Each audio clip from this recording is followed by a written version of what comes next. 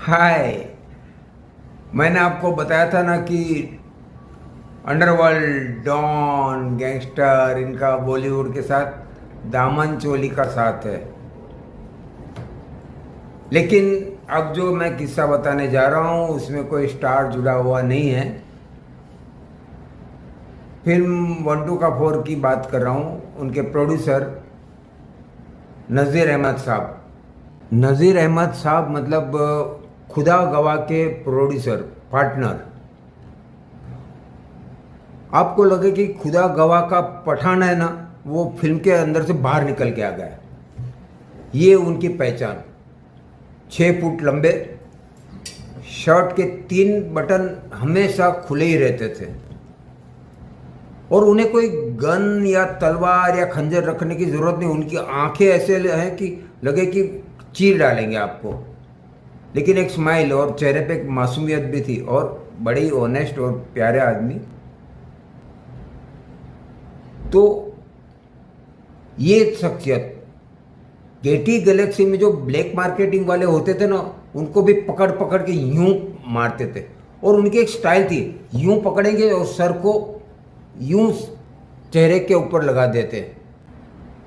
तो एक दिन मैं, नज़ीर अहमद साहब और एक कलीग, हम लोग कैबिन में बैठ के 1 2 का 4 की आगे की शूटिंग की प्लान कर रहे थे और अचानक दरवाज़ा खुला और एक स्पोर्ट बॉय लड़खड़ा के अंदर आके गिरा।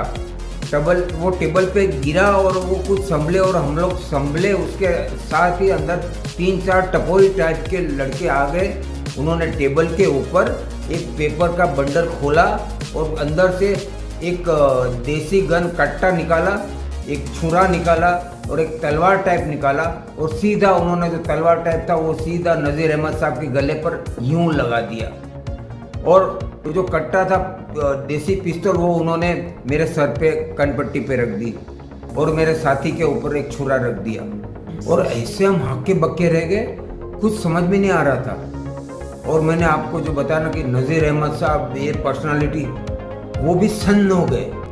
सोचिए ना कि यहाँ अगर तलवार किसी ने रख दी हो तो बड़े से बड़ा बिंदास आदमी भी क्या एक खतरा ये चलने की देर। कुछ सेकंड में कुछ हम लोग संभलने की कोशिश कर रहे थे और नज़ीर अहमद साहब ने पूछा कि भाई बात क्या है। उन्होंने कहा बात, हमारे भाई के पैसे ले लिए, फिल्म बनाते जा रहे हो, पैसे वापस नहीं दे रहे हो, 2 फिल्म बना दी। नज़ीर अहमद साहब ने कहा कौन सा भाई, मेरी बात करा उसके साथ। तो उसके साथ ही उन्होंने और नस के ऊपर ये तलवार दबा दी और कहा कि सान पट्टी नहीं करने का, हिलना भी नहीं। थोड़ी देर के बाद मैं थोड़ा संभला और मैंने कहा देखिए बात नहीं करेंगे तो पता नहीं चलेगा।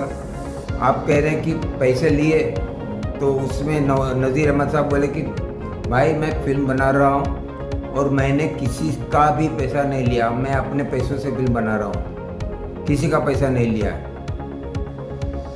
तो मैंने कहा आप कौन सी फिल्म की बात करें, कुछ खुल के बताओ तो समझ में आए ना, तो बात करें। आप बात करें तो आए ना, पैसे के लिए तो आए हैं तो बात तो करते हैं। तो फिर उसने कहा कि गोविंदा के साथ आप लोग फिल्म बना रहे हैं, अनिल कपूर के साथ आपने फिल्म बनाई। तो नज़ीर भाई ने कहा कि हमारी कोई फिल्म में अनिल कपूर नहीं है और गोविंदा भी नहीं है। तो अचानक मेरी बत्ती चमकी। ये हमारा पहले माले पर ऑफिस था और ऊपर जो आते हैं ना तो सीढ़ी पे जो मेजनाइन फ्लोर होता है वहाँ पर और एक ऑफिस था, नाम पता नहीं लेकिन सिंधी प्रोड्यूसर था। और उसके सामने एक पोस्टर मैंने देखा था गोविंदा की फिल्म का, जो फिल्म अधूरी थी, और अनिल कपूर का भी पोस्टर देखा था, राजकुमार या ऐसी कोई फिल्म का नाम था। और वो ऑफिस हमेशा बंद ही रहता था। तो मैं चमका और मैंने कहा कि देख भाई कुछ मिसअंडरस्टैंडिंग हुई है, तो तुम लोगों में से एक आदमी नीचे के फ्लोर पे जाओ, भले तुम मेरे पास ये कनपट्टी पे जो आपने बंदूक रखी है और नीचे जाके देख के आओ। जो आप कह रहे हैं ना वो आदमी नीचे के फ्लोर पे है, उनका ऑफिस नीचे होता है। हमारे ऑफिस में आपके भाई के साथ हमारा कोई लेना देना नहीं। आप एक बार वहाँ जाके बात करें, फिर पूछ करके अगर गलत हो, मैं गलत हूँ, तो आप आगे भले गोलियाँ मार दीजिए, चलेगा। तो वो तीनों ने आपस में एक दूसरे के साथ देखा, एक दूसरे को देखा, और एक आदमी पीछे से गया, उसने धीरे धीरे उल्टा दरवाज़ा पटका, और कुछ देर के बाद वो वापस आया, अंदर आया, और उसने आंखों से इन लोगों को कहा कि इनकी बात सही है। फिर उन्होंने पहले तो मेरे सर से गोली हटाई, और नज़ीर अहमद के पास वैसे ही छुरा रखा। दूसरा आदमी निकला और भी झटके से बाहर निकला और दरवाज़ा बंद कर दिया, और उसके बाद मेन ऑफिस के बाहर गए, ऊपर से भी उन्होंने दरवाज़ा बंद कर दिया, इंटरकॉम बंद कर दिए थे, और धक्का मार के नीचे निकल गए। थोड़ी देर हम संभलने की हमने कोशिश की, फिर बाहर आए तो नज़ीर अहमद साहब बिंदास, डॉन जी जैसी पर्सनालिटी, मैं आम आदमी, सब आम आदमी, लेकिन जब मौत सामने आती है ना, तो अच्छे अच्छे लोगों की पड़ जाती है। वो क्या कहते हैं कि जान,